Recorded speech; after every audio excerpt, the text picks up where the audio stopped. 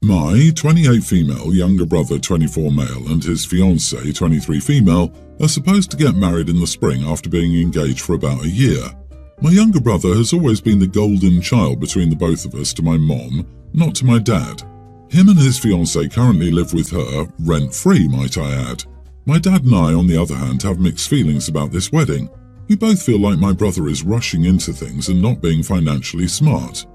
He just finished his bachelor program a year ago, is still trying to get on his feet and find a good full-time job in his field, and decides to spend thousands of dollars on a wedding. We sat him down and explained this to him and asked him what the rush was. Why not push it off for a few years and save up so you guys can really have the wedding of your dreams? He explained to us that his fiancée wants the wedding as soon as possible and doesn't want to wait. Well, his fiancée's family is pitching in a couple of thousand for the wedding. My dad reluctantly is pitching in a couple of thousand as well. All important later. Well, a few nights ago I'm eating dinner with my husband when I get a call from my future sister-in-law. Convo starts out normal. Hey, how are you? Lousy weather we're having, etc, etc. Until she tells me she has a serious question to ask me. She asks me if she can use my wedding dress that I wore to my wedding just over a year ago. She explains that she can't afford one herself, that she absolutely loves mine, and that it would be her something borrowed. I immediately shut her down and said I'm sorry, but no, this is a thousands of dollars dress we're talking about, and that she'd have to get altered to fit her by the way too, so no way. We're not even close at all and barely talk, so like, what the heck? She starts begging and even starts crying and going on about how she can't afford one. I told her I'm sorry, but no. She then starts going on about how I'm not even financially helping her and my brother pay for the wedding, so the least I can do is let her use my dress. I told her the honest truth, that I think they're rushing into having a wedding and not being financially smart. She said she didn't care, she has a timeline and wants to be married by 25. I basically said to her that she's made her bed, so now she has to lie in it and figure it out herself, and if she can't afford her wedding dress, then she shouldn't be having a wedding. Simple as that. She ran back to my mom and my brother to tell them what I said. They think I'm an idiot because I have the money to financially help my brother and his fiancée, but I'm being selfish and unsupportive. They also think it's just a dress, so what's the big deal? My dad is on my side and defending me and is now thinking of taking back his financial help due to the sheer audacity of my brother's fiancée asking me such a thing. Not the idiot. Tell her to use a sack of flour as a dress if she wants to get married so badly. The entitlement. Jesus, who pays for their siblings' wedding? Come on now. If my brothers wanted to get married, I would tell them congrats and I'll see you on your big day. Like, who asks anyone to contribute to their party? Please don't give these people a dime. She has a terrible timeline planned, so now she gets to have a cheap wedding. Right, like what the heck? I'll get my brothers a really nice gift, but financially contributing to their wedding? LOL no. Also, sister-in-law could just buy a cheap dress. I don't know why so many people get engaged and then immediately jump to, the only worthwhile wedding dress for me must cost thousands of dollars. I don't judge anyone for having an expensive wedding dress. More power to you. But if you can't afford it, you can't afford it. And in that case, there are so many other options that will still look stunning. If you do lend it to her, you'll probably never see it again because she'll give the excuse that it doesn't even fit you right anymore. Do not let this woman anywhere near your dress. How much did she and your brother pitch in for your wedding a year ago? Huh? You owe them nothing. Not your fault she has champagne dreams and a canned tuna budget. Blows my mind how entitled some can be. I, 35 male, am a very cheerful person by nature. I went through a lot of crap in life and I struggled a lot, but throughout it all I managed to keep an even temperament. I'm an optimist by nature, and I always try to maintain a cheerful and bright outlook on life. My wife, 34 female, is the opposite. She tends to get angry easily and is more cynical and jaded than me. We get along well for the most part, but she tends to always predict the worst. She always thinks about things that could go wrong and never really appreciates what we have. The problem is, as my kids are growing up, they're getting imbibed with her energy. They're starting to become incredibly cynical with dour pronouncements on employment and the economy, constantly trying to bring up incredibly depressing news. They seem to enjoy talking about corruption and downfall and the bad things about our life and society in general. I read about some scientist who discovered that if you move your face into a smile, like hold that expression, that muscle movement actually has an impact on your mood, and you become happier. Last month, I decided to put this in practice. For every single negative or depressing thing they say, I take $1 away from my kids' allowances. They begrudgingly went along with it at first, but now they're getting really annoyed at me and everyone is calling me an idiot for this. I don't understand what's so wrong about trying to keep my family from devolving into miserable people who see negativity and evil all around them, but my family says that I'm being controlling. Am I the idiot for implementing a pessimism tax? You are the idiot. That sounds like something my dad would do because only his feelings mattered. 3 out of 3 of his adult children don't talk to him and he doesn't know his 2 grandchildren. Maybe you should consider what future you want with your kids. Looks like OP's going to need to implement a reconciliation tax soon. OP, what you're doing is incredibly unhelpful. You're punishing your kids for expressing a human emotion in completely non-harmful ways. You're preventing them from expressing opinions and forcing them to pretend to have emotions and opinions they don't have. That is incredibly unhealthy. It's used as a therapy tool and can help. The trick isn't to smile the way you think a smile should look, but just to barely move the corners of your mouth up and relax your face, which will calm you down, not make you happy or forget the crap in the world, just make the moment more bearable. Also, I don't see how "this is an effective therapeutic tool to relieve short-term anxiety" became "every time you feel sad I will make it worse by taking money from you."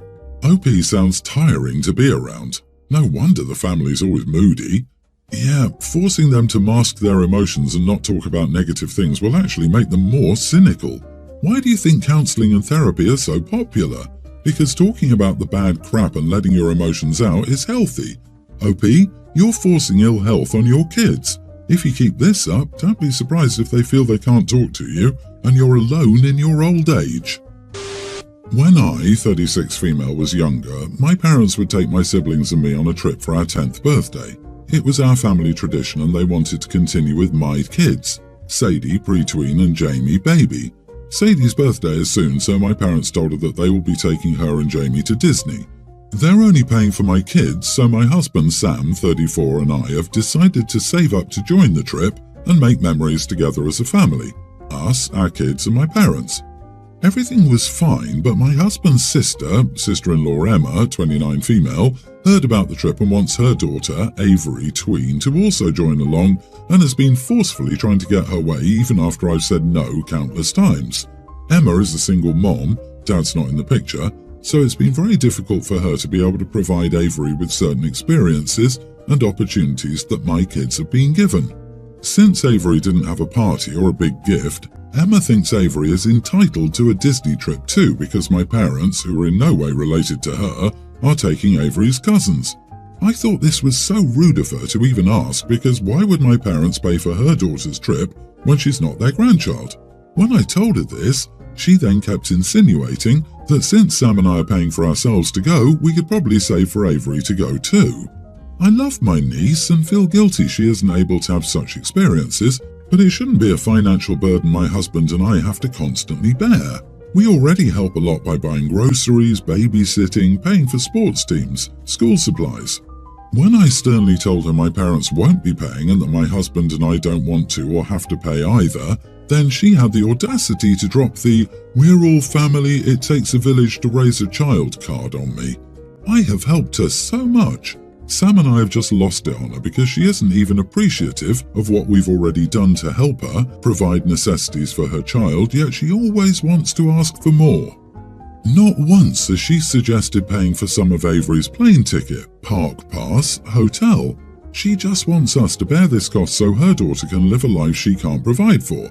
I know it sounds terrible, but I hate having to be the one who has to feel guilty and pay up so that Avery can live like our family when Emma won't even try to pay for some of it. I told her my final decision is no, unless she wants to pay for Avery, then I don't mind taking care of Avery on the trip and will let her come along, which Emma said no to because she can't afford it.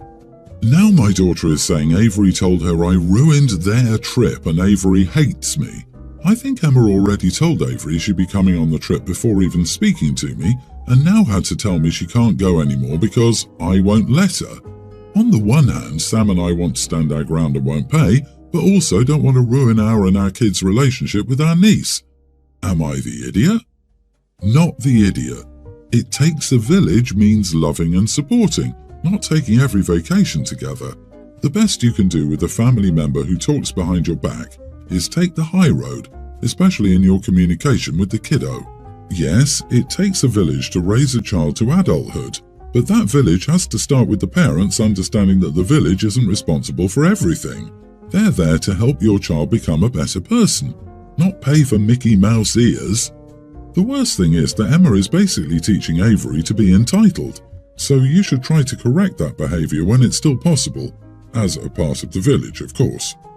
Wow, the entitlement of Emma. Bless you all for the help you've given over the years, but this is exactly the problem when you do too much for someone. They often become spoiled and entitled. Instead of gratitude, it's grabbing. Instead of appreciation, it's expectation. Emma has beyond trampled over your boundaries and is not a rational person. Personally, I stop with all the financial help until she wakes up and starts to appreciate it. I, 48 male, married my current wife a few months ago and now we live together with my only daughter, teen Lucy. My wife has an older daughter, 21, who's in college and wants to pursue a career in fashion. I've tried to generate stronger bonds between my new wife and her daughter with Lucy because I think she needs active female figures in her life. Lucy's mom lives traveling around the world because of her work as a humanitarian worker. She's a great mother and person, but she's obviously not as present in our daughter's daily life as we would all like. Lucy's relationship with my wife is very good now, but she doesn't seem to connect with her stepsister. Last weekend, my daughter was sleeping at a friend's house and my stepdaughter was visiting us. At one point, she entered my daughter's room. I'm not sure why. She said she wanted to look at herself in Lucy's makeup mirror. She saw my daughter's cheerleader uniform that was folded over the chair and asked me if she could use it to take some pictures for Instagram. She's very active in social media for her fashion career, posting different outfits and looks. I said yes, without doubt. I assume teenage girls don't mind using each other's clothes and things like that socially, as it was her stepsister, not a stranger. She posted the pictures and very soon my daughter texted me very mad and said that I shouldn't have let her use it. I honestly don't think I did anything wrong. I think Lucy is trying to generate conflict because she doesn't like her stepsister. Am I the idiot? You are the idiot. 2 levels. Your stepdaughter should never have even been in the daughter's room without her permission. This is your daughter's clothing, not yours. A text would have cleared up if she minded. The other level is that if this is the uniform for your daughter's school, then they might have issues about the use of their logos, colours and branding. If they do, those concerns will fall on your daughter's participation in cheer. Yes, girls borrow each other's stuff, with permission. OP, you do realise your daughter could get in trouble with her squad, especially if she goes to public school. I don't know how it is everywhere, but when I was in high school and my 2 daughters, the younger of whom was graduating in 2 months, students were not permitted to let other students wear their activities and sports uniforms, and aren't to wear their uniforms unless it was for school-sanctioned activities and events. Letting an adult wear her cheerleading uniform for social media clout could land her in hot water. Just want to add, Lucy very well may not see your stepdaughter as her stepsister. Consider they don't live together and will never have grown up together or been raised together. You can't force them to be close, considering the usual foundations for step-sibling relationships don't exist. But way to make your daughter feel unsafe in her own home and like she has no right to autonomy, space or agency. Bonus, you are the idiot for assuming that all teenage girls love to share clothes. I don't even believe you. You know she doesn't have a relationship with your stepdaughter. Yes, this. Good luck with your relationship with your daughter going forward. And by the way, your stepdaughter set you up. Is the mirror in your daughter's room the only one in the house? Stepdaughter knew exactly where that uniform was and what she was going to do with it. My brother and sister-in-law snooped in my now adult niece's diary from when she was a child and teenager. My niece wasn't big on writing in it ever, but occasionally did over a decade of her childhood, from age 7 to 17. It wasn't something she thought much about unless she was writing in it. What my brother and sister-in-law found in the diary left them with many negative feelings. Sister-in-law is my brother's second wife and is not the mother of my niece and her older brother, my nephew. She married my brother 18 months after his first wife died. My niece was 7 and my nephew was 8. In the diary, my niece had written that her stepmother was second best, that she wished she could trade her to get her mom back, and apparently there were a number of pages about how she felt her stepmother didn't deserve to be there for certain moments over her mom.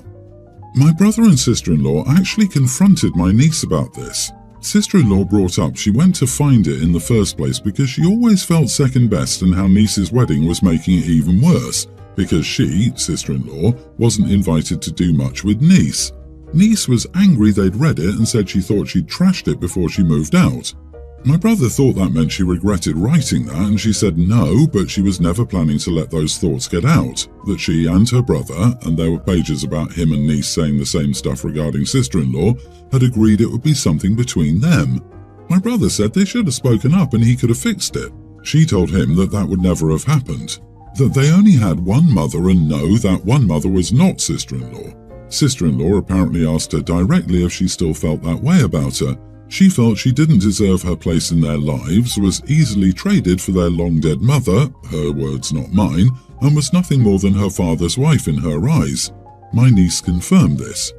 I heard about what happened from my niece and nephew originally. They warned me my brother was ready to vent to anyone who would listen. He and sister-in-law did try to use me to vent to, and I told them I didn't agree with their actions re-snooping and didn't want to hear from them on it. Then about a week ago they were telling our parents all about it and whining about what awful things my niece had written. I told them they shouldn't have snooped if they didn't want to learn hurtful things. My brother said I was being an unsympathetic witch. Maybe he's right. Am I the idiot? Not the idiot, you're right. And it's sad that they're holding the thoughts of a grieving child over her head. She has the right to still value her relationship with her birth mother. No one should be asking her to rank the parental figures in her life. That's why we should never ask questions we don't want to know the answer to. It's the stepmom and your brother's snooping that created the hurtful situation everyone is in now. I wasn't a grieving child, just a witchy preteen, and I remember writing in my diary that I hated my mom. Did I really? No, but it would have devastated my mom to read it. I also said I wanted to marry Justin M. in my grade 5 class. A diary contains private thoughts at that time of someone's life. Private, not to be read by others and certainly not to be brought into public discussion. I think they knew the answers before looking. They just, for some reason, wanted confirmation. Maybe they hoped for a very tiny bit that the diary was going to say the opposite, but if that were the case, then they were just lying to themselves. She shouldn't have dug for answers she wasn't going to like. Play stupid games, win stupid prizes.